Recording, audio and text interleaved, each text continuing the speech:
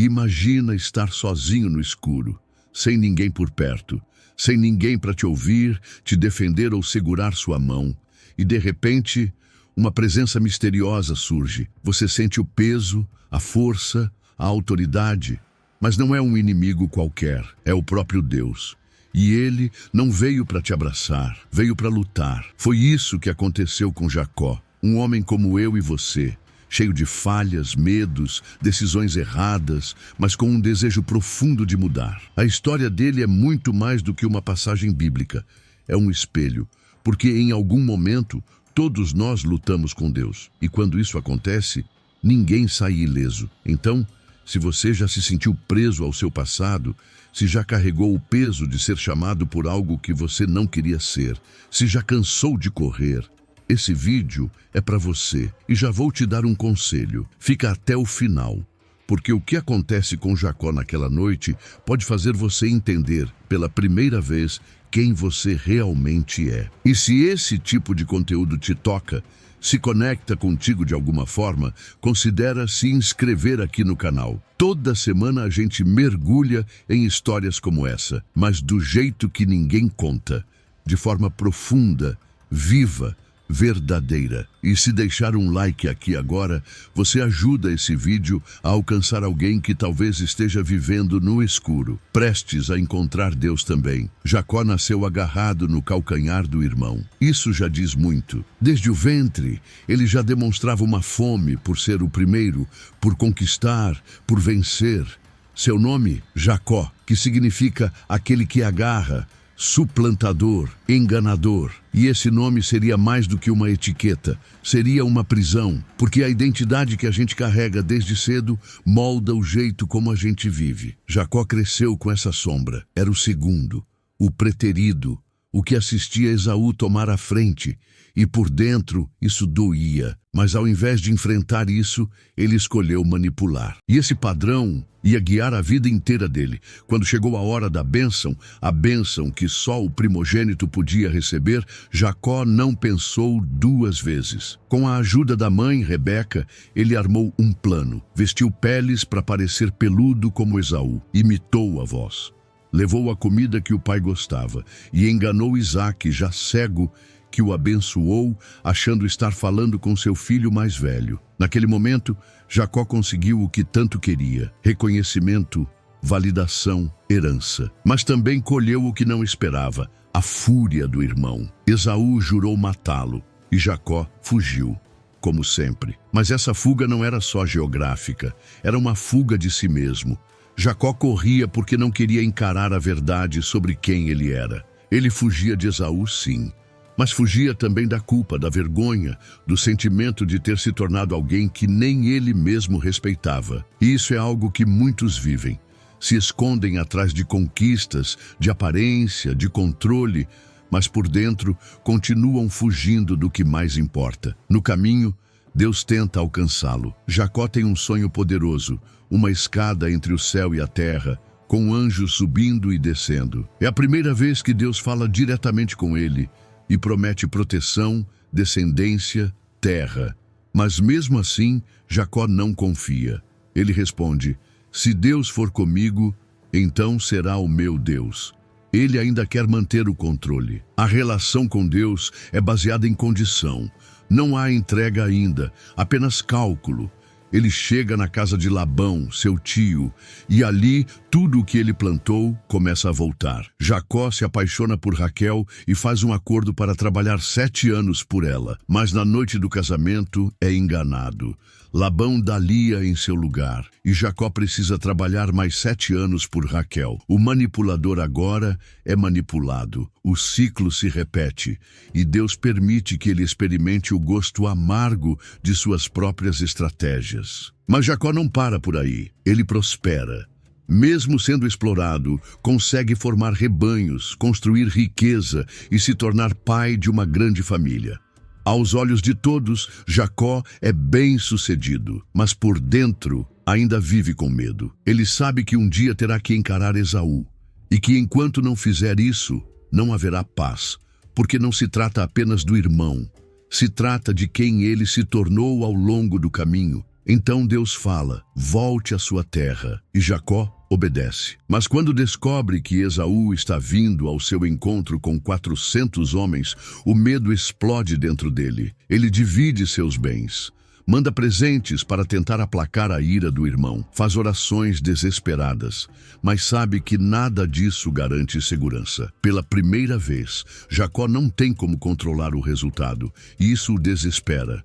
É nesse ponto que Deus o encontra de verdade. Na véspera do reencontro, Jacó envia sua família e tudo o que possui para o outro lado do ribeiro e fica sozinho, no escuro, silencioso, e é ali, naquele momento exato de vulnerabilidade, que um homem aparece e começa a lutar com ele. Não há explicações, não há palavras, só o embate. Jacó resiste, luta, não desiste, porque ele sabe que essa não é uma luta qualquer, é a luta final, a luta que define tudo. Durante horas, Jacó trava esse combate físico e espiritual, e mesmo quando sente a força do adversário, não se entrega. Mas então, num só toque, o quadril de Jacó é deslocado.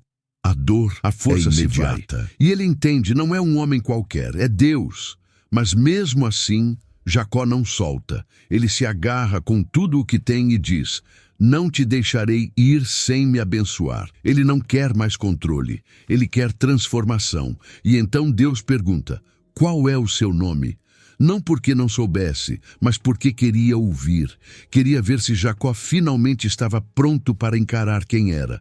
E ele responde: Jacó. Pela primeira vez, sem máscaras, sem desculpas, sem disfarces. E naquele momento, tudo muda. Deus declara: teu nome agora será Israel, porque lutaste com Deus e com os homens e venceste. Essa frase parece contraditória. Como alguém vence lutando com Deus? Mas não é uma vitória no sentido de dominar. É vitória porque ele persistiu, porque não fugiu, porque encarou sua identidade, porque pediu uma nova. A vitória de Jacó é a vitória de quem se rende, de quem é marcado pela luta, mas sai dela transformado. Ao amanhecer, Jacó sai mancando. A luta deixou marcas físicas, mas também deixou marcas internas, e essas são as que mais importam. Ele caminha até Esaú, sem saber o que esperar, mas algo mudou nele, e quando finalmente vê o irmão, não há ódio, não há vingança, há choro, abraço,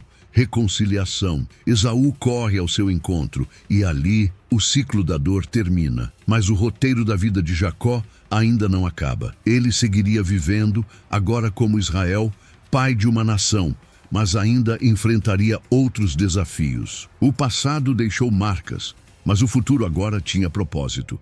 E essa é a beleza da transformação divina. Ela não apaga o que fomos, mas redefine quem seremos. Essa história é também um retrato do que vivemos hoje. A sociedade nos dá nomes, rótulos, títulos, alguns dolorosos, outros ilusórios. Muitos de nós crescemos tentando provar valor, buscando aprovação, repetindo padrões, mas chega um momento em que nada disso funciona mais. O vazio cresce e Deus, no silêncio da noite, aparece. Não para nos castigar, mas para nos confrontar, porque só o confronto gera mudança verdadeira. A luta com Deus não é confortável, é intensa, dói, mas cura. Deus não teme nossas perguntas.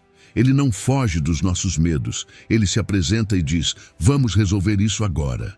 E quando a gente para de correr, ele começa a reconstruir. Talvez seja por isso que você chegou até aqui. Porque no fundo, sabe que está na hora de parar de fugir, de parar de negociar, de parar de controlar tudo. Está na hora de lutar. E saiba, lutar com Deus não é rebeldia, é honestidade. É dizer: eu não sei mais o que fazer, mas eu não vou te largar. É se recusar a sair igual. É pedir uma nova identidade. E é isso que ele dá. Um novo nome, um novo propósito, uma nova vida. Mesmo que isso custe sair mancando, porque às vezes a marca da luta é a maior prova da graça. Mas mesmo depois de tudo, Jacó ainda precisa lidar com os reflexos do passado dentro da própria casa. Seus filhos não são perfeitos. A inveja, ciúmes, conflitos entre irmãos, algo que remete ao que ele mesmo viveu com Esaú. A história de Jacó parece se repetir dentro da próxima geração, porque tudo aquilo que não é curado se repete, e o que não é enfrentado por um pai vira bagagem para o filho.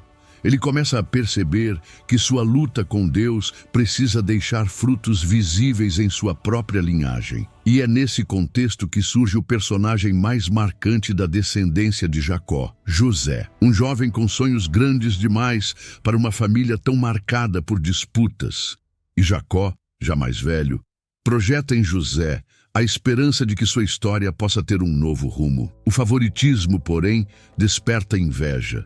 Seus irmãos o vendem como escravo, dizendo ao pai que foi morto. E Jacó volta a experimentar a dor da perda, a sensação de que a vida ainda está lhe tirando coisas que ama. Durante anos, Jacó vive com o coração partido. A ferida da perda de José se junta a tantas outras que ele acumulou na alma.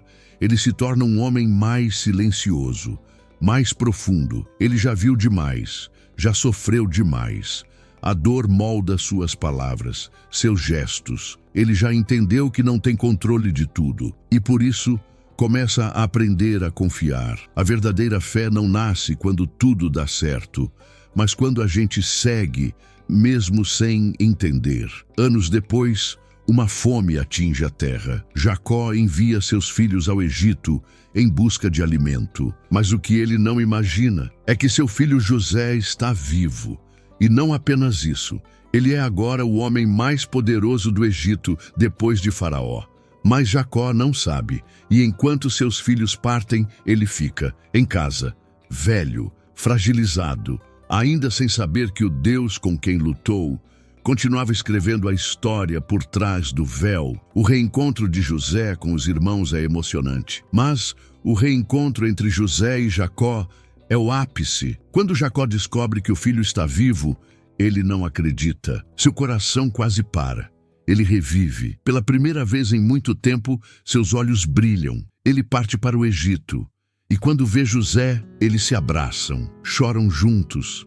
E Jacó diz: agora posso morrer em paz, porque vi teu rosto. Aquele que lutou com Deus agora vê os frutos da sua persistência. Jacó passa os últimos anos de sua vida no Egito, cercado de filhos e netos. Ele está longe de onde nasceu, mas está em paz. Porque ele entende que o lugar geográfico não importa tanto quanto o lugar espiritual onde se está. Ele já não vive como Jacó, mas como Israel. O homem marcado pela luta, mas guiado por Deus. Sua fé agora não é condicional, como no início. É rendida, amadurecida, verdadeira. Ele já não exige explicações. Apenas confia. Nos últimos momentos, Jacó reúne os filhos e abençoa cada um deles. Não com palavras vazias, mas com discernimento. Ele vê além das aparências. Fala de futuro, de destino, de promessas. Aquele que um dia roubou a bênção, agora se torna abençoador. O ciclo se fecha. O menino que queria ser primeiro, agora serve como último. E isso é maturidade espiritual, é graça, é redenção. E então, Jacó morre em paz. Sua história não termina em engano, nem em fuga, nem em dor. Termina em fé, em restauração, em legado. Porque a verdadeira vitória não é sobre os outros, é sobre nós mesmos. É quando paramos de fugir da nossa verdade e deixamos Deus nos dar uma nova. Com marcas, sim, mas com propósito. Jacó viveu e morreu como Israel.